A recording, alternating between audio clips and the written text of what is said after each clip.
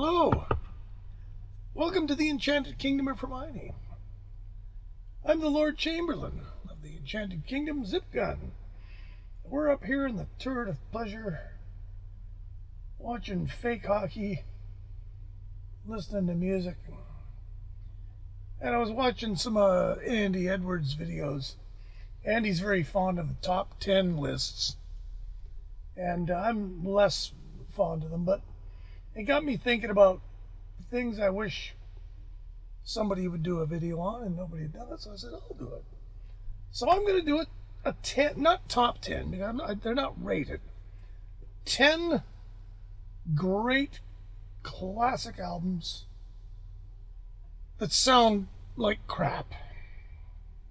And I picked 10, there could have been a lot more. I decided not to bother with any bootlegs. I might do a separate one on bootlegs. I'm not a big fan of bootlegs anyways, but every once in a while I'll go and buy a bootleg. And with, hoping it'll be something that it ultimately never is. Actually, once in a very blue moon, I'll get a surprise. But usually it's disappointment.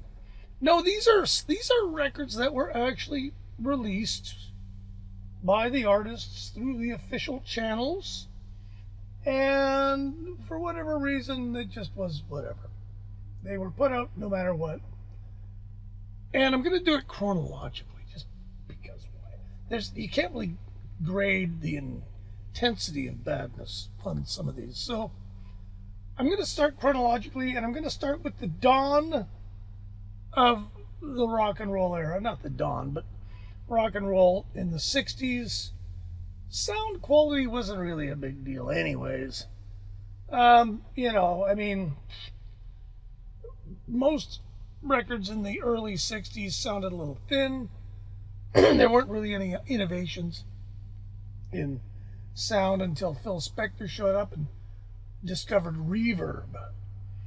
And then later in the 60s, more things got discovered. But back in the early 60s and during the British invasion, things were kept pretty basic. Everybody recorded the 4-track. And the studio albums all were okay. But when the thing really broke, when rock really took off, then it was decided we needed live albums. So live albums started coming out of all the top pop combos. And, to a man, they sounded completely like ass. They were just, and the first one really was the Rolling Stones' Got Live If You Want, which is, it's almost unlistenable. I don't think I ever had that record, but I did have I'm All Right, which was on Out of Our Heads. And it's all screaming and a little bit of Mick Jagger and maybe the odd guitar kind of poking through. But it's mostly just, it's one of those you had to be there records. I haven't listened to it in 50 years. But I remember it being so terrible I could never bring myself to listen to it again. And this is a tie, by the way, for number one. It's a tie between Got Live If You Want It, the Kinks live at Kelvin Hall, which is similar, and the Beatles at the Hollywood Bowl, which, despite endless tweezing in the 70s, it still is almost impossible to listen to. It was originally not released because it was just so god-awful.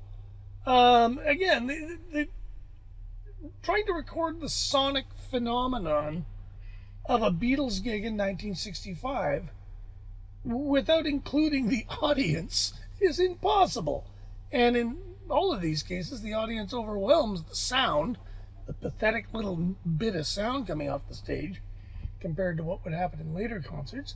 And so all of these records are strictly souvenirs of the show, or what it might be like to go to the show. They're all audio that's terrible.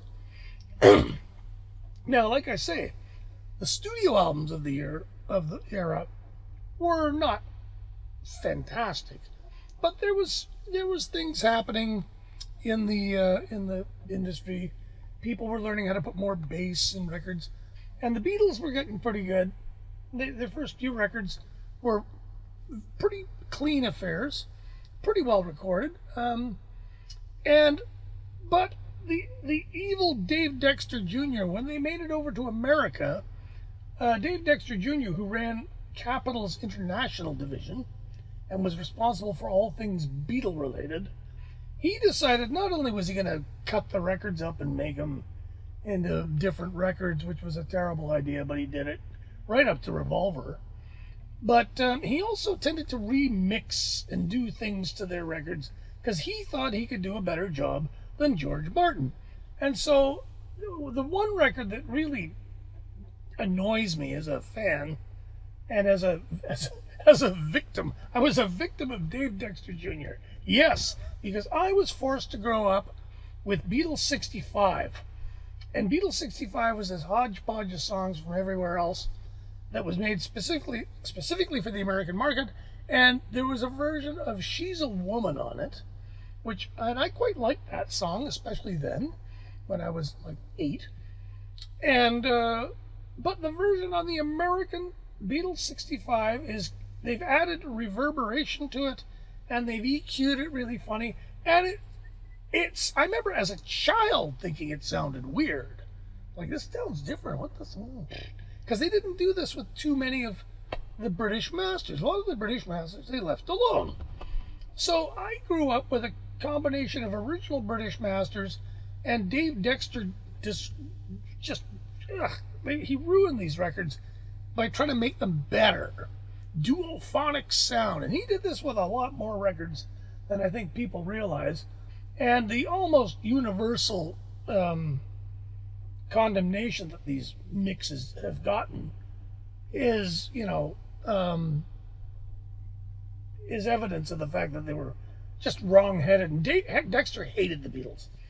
And so, yeah, Beatles 65 gets on my list. It's number 2 because it was a deliberate almost sabotage of a perfectly decent sounding record by a guy who just knew better and hated the music anyways.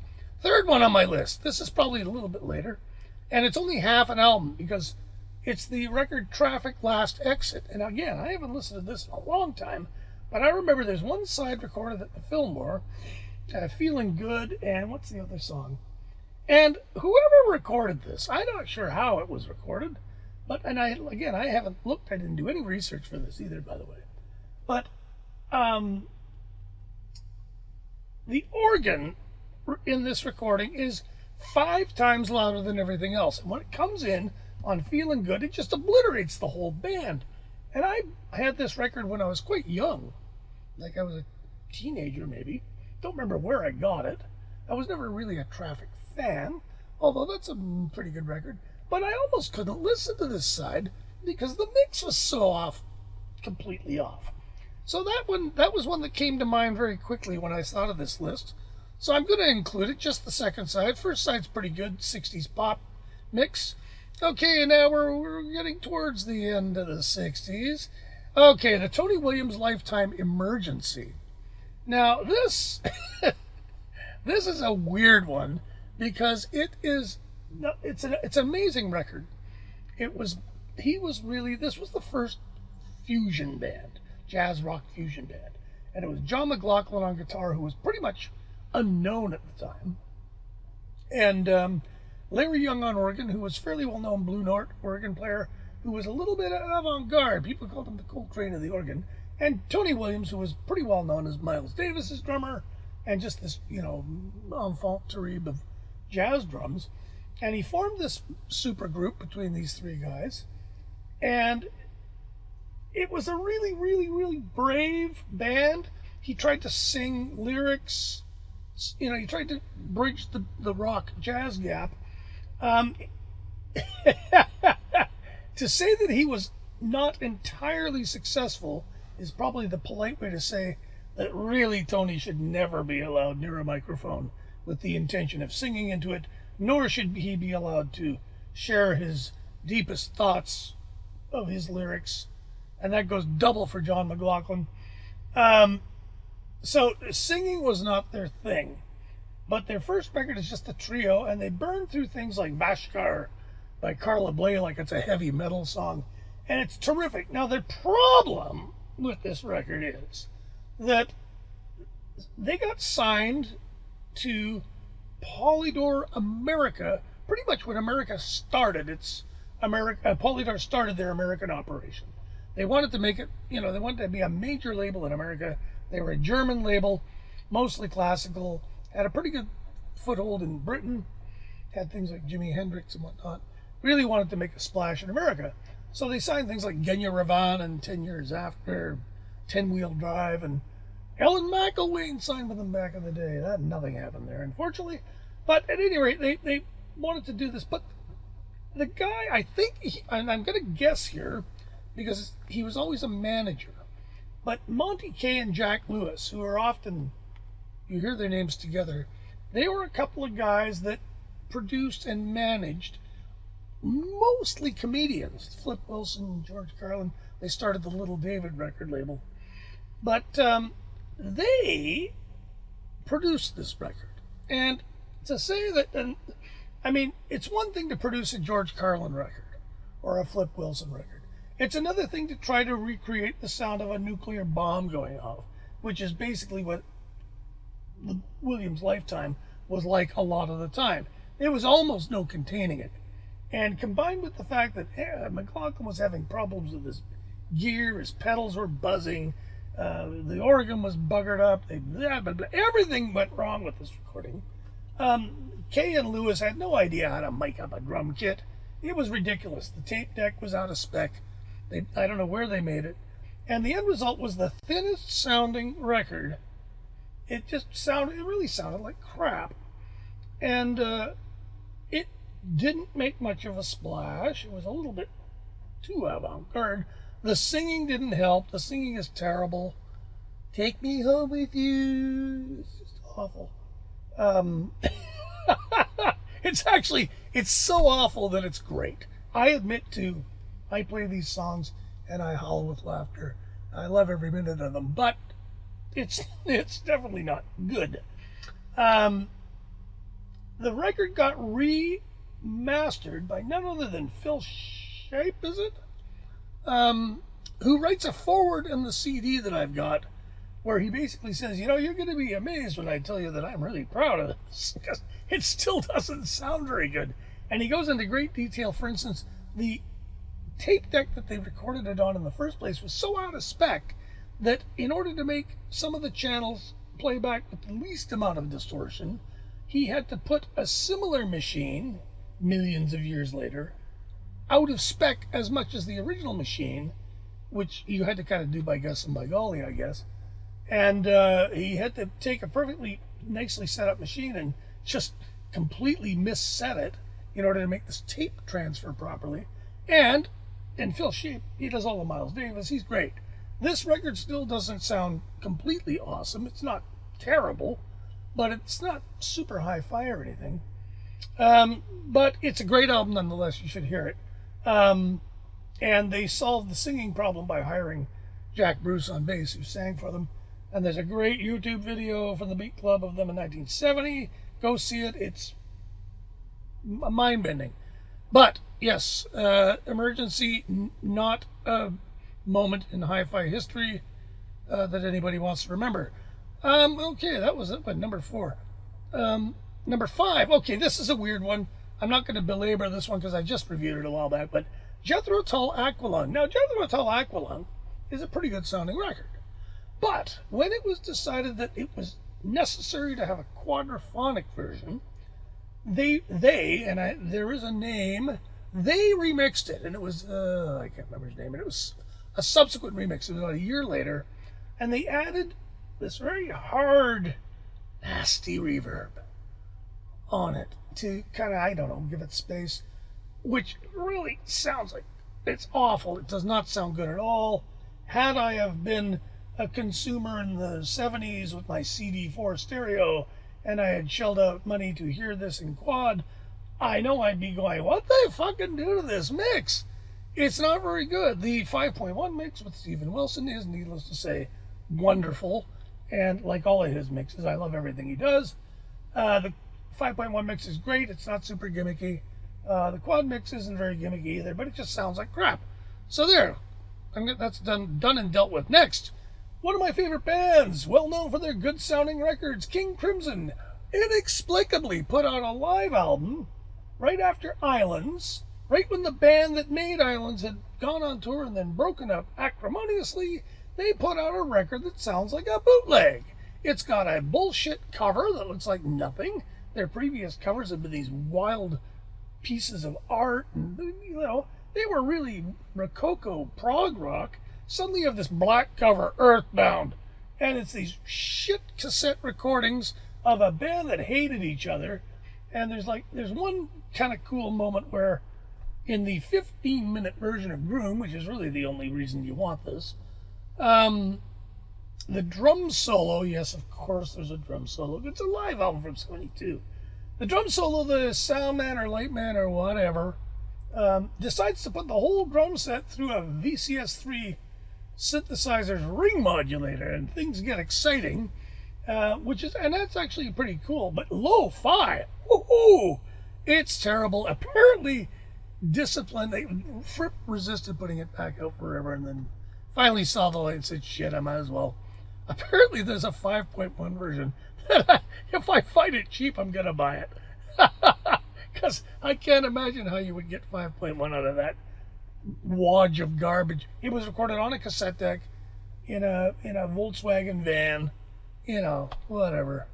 Yeah, Earthbound. Okay, next one. Oh, well, I'm going to bring this one up. Raw Power. Iggy and the Stooges, Raw Power. Now, this record has been now released, to my memory, in at least 3 iterations. There was the original record, which, what does Chris Gal say? This is what happens when you take a great rock and roll record and mix it down as thin as an epicure's wrist. I think what he's trying to say is that everybody was doing too much cocaine. This record it's like one of the most powerful rock records ever made that sounds like a fart in the wind. And not only that, it's poorly done. Now, the word is that they did this at, I think it was Western Recorders in LA. And it was a 16-track studio, but for reasons unknown, the rhythm section, the drums and the bass, were just recorded onto, I think, 2 tracks. And then guitars on, and then vocals. And they didn't use all 16 tracks, if I remember correctly. And if I'm wrong, put this in the comments, because this is the way I kind of remember it. So you couldn't, once they were done tracking it all, they couldn't really do much with the bass and drum sound. They could sort of treat it as a collective whole. And because James Williamson was kind of the main second banana in Iggy's life at the time, his guitar, like when his guitar comes in on Search and Destroy, it's like the loudest thing in the known universe. And it's such an obvious overdub. And the whole record goes like this. And like a lot of the songs end in fade outs, but to me it just sounds thin and kind of, to me it was an overrated record because it didn't rock the way Funhouse rocked. Funhouse was recorded really well. And it was done just like them in a room. It's a band playing in a room recorded really well. And so it kills. It's one of the great records of all time. This is, the material's better maybe on this one. It's a little bit more worked out. But they didn't have any endings for a lot of the songs. They were all kind of fucked up on drugs. And I think Bowie was fucked up on drugs. Anyways, this was the consensus amongst most people for many years. Gee, too bad it's such a crappy sounding record. So it was decided that Iggy was going to remix it, I believe it was. And Iggy himself oversaw this remix of the record where he says, I just want everything in the red. Okay, well, this is a good idea in analog. But unfortunately, he decided it was going to be done in digital, which meant that you had a digital file that was something like plus 4 dB digital, which is way too hot. And so I would play it through some of my stuff, and it would just the digital, the A to Ds would just crap out. It sounded like crap. It didn't necessarily sound a whole lot better anyways, because there wasn't a lot they could do to improve like the bass and drum sound with the technology that was available then. And this is a while ago now, 15 years. I'm looking at it, I should pull it out. Anyways, this also got criticism in the quarters that care about such things.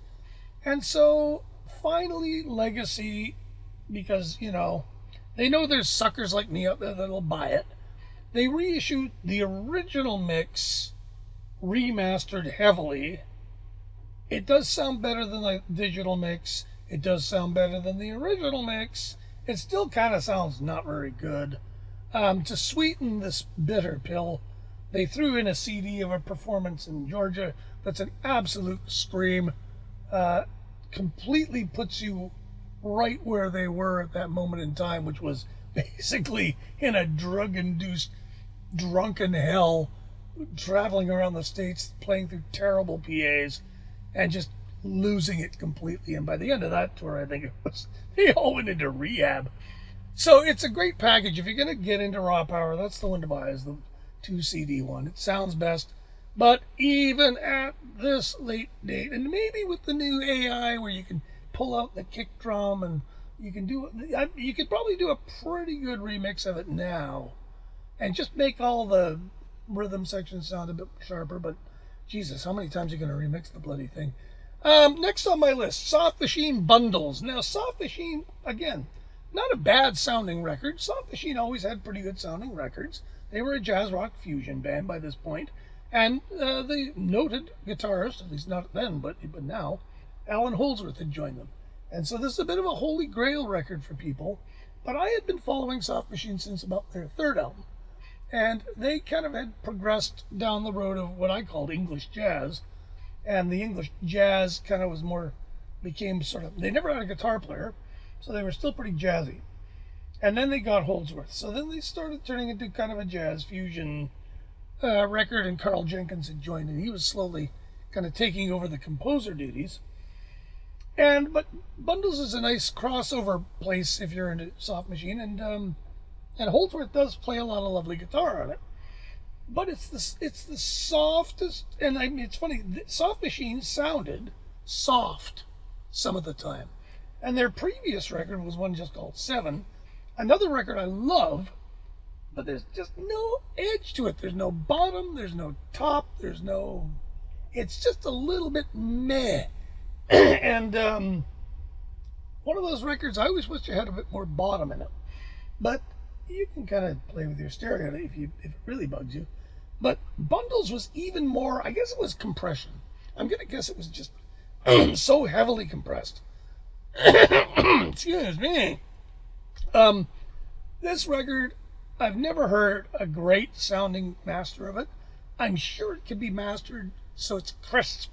It's not very crisp, it's dull. And Holdsworth guitar sounds very muted and kind of, it's great music. And it's not a terrible recording, like I say, but the recording doesn't do the performances justice, I don't think. Now that would have been what, 76, I guess. So we're jumping ahead a bit here. Where am I going here? That Bundles. Number 9. Okay, number 9. I could have picked a whole bunch of punk rock records, but the one that really grates for me is Damaged by Black Flag, because apparently it was recorded onto, I think, 16 tracks, but for reasons unknown, they just decided they didn't want it to sound slick. And I'm not sure exactly how you interpret that, but it sounds like nobody knew how to make a kick drum or a bass cabinet or fucking anything, really. It's just there's two guitars in the band and you can't tell them apart because they've been mixed together. It sounds like a 4-track recording. The music on it is absolutely, it's classic California hardcore, the best possible example of it. And if you think it shouldn't make that much difference about how good it sounded, how good it was recorded, I give you the Fear album, the album, which is really well recorded. And when that record came out, it made a difference. It sounded great, and it had impact. And I'm not the biggest Fear fan. I love that album, though. And had Damaged has benefited from a similar, precision in sound, I think it would have been an even more amazing record. It's still an A+ punk rock record, but, It's one of those things. If I could remix an album. Okay, my final one is a weird one. I can't think of any new records that I hate the sound of, because nowadays it's like mixing in the box. It's almost like people want things to sound kind of cruddy, and so you can just, if you don't like it, it's because it's a value. It's a choice. It's an artistic choice that they made, and you don't agree with it. So to me, that's not a bad recording. That's just maybe a bad production. But one guy that has irked me over the years, and of course he's one of these guys, I don't want to give this guy a hard time, and I can't even remember his friggin' name. I might have to go dig this one out. Hang on. But is the fellow who runs Black Saint Records in Italy. This is it here. And this is the CD in question, in fact. Only Monk. Now, I love Steve Lacy. And if you don't know who Steve Lacy is, do yourself a favor. Pick out some of his, especially his group. His septet, I think it was. Anyway, one of Steve Lacy's favorite things to do was to record solo soprano saxophone, which he was excellent at. He could, you think, ooh, really? Solo soprano? No way. This guy was spellbinding solo. And he was also a scholar of the music of Thelonious Monk. So this is his solo record called Only Monk. Producer Giovanni Bonandrini. Boy, that's tough. Giovanni Bonandrini. Now, I think he's the guy that runs, this is Soul Note, but it's Black Saint. Same label, I do believe. Doesn't say. Anyways, I think he's the guy. Most of these recordings, and he's a guy, I'm not sure if it's just him or not, but these labels, Black Saint and Soul Note, and I wish I knew why they existed separately, but I can't tell you that. This was recorded over 3 days in a studio in Milan, so 3 days. So they spent some money recording it, I guess. They are wonderful. This is a wonderful label because they champion modern, edgy jazz, and they champion it exhaustively. I mean, it's just there's a million titles out on these labels, but he is something of an aesthete,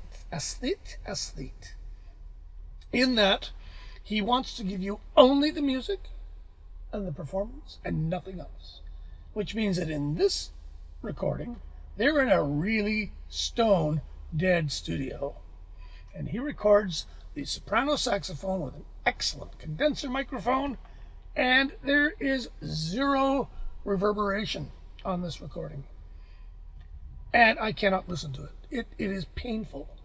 Whenever I play this record, and I'm not making this up, the only time I've played this record extensively is when I had my studio running in the house, and I would play it through the CD player in my studio through the mixing board, and I would add reverb to it, which just made it open up and made it into beautiful music. Soprano saxophone in a dry room loud is hard to take, even if it's Steve Lacy. And I have a lot of trouble listening to these records if I can't add reverb to them. So it's a complaint. It's a tiny quibble, really, when you think about the good things these guys have done for music. So I don't want to seem churlish, but I really wish they would just put it in a room for me, please. So there's 10. There you go. They're not in any order. I don't want to do that. But let me know what you think. Tell me if you have other ones. I might do one on bootlegs. Boy, that'll be interesting. But we'll see.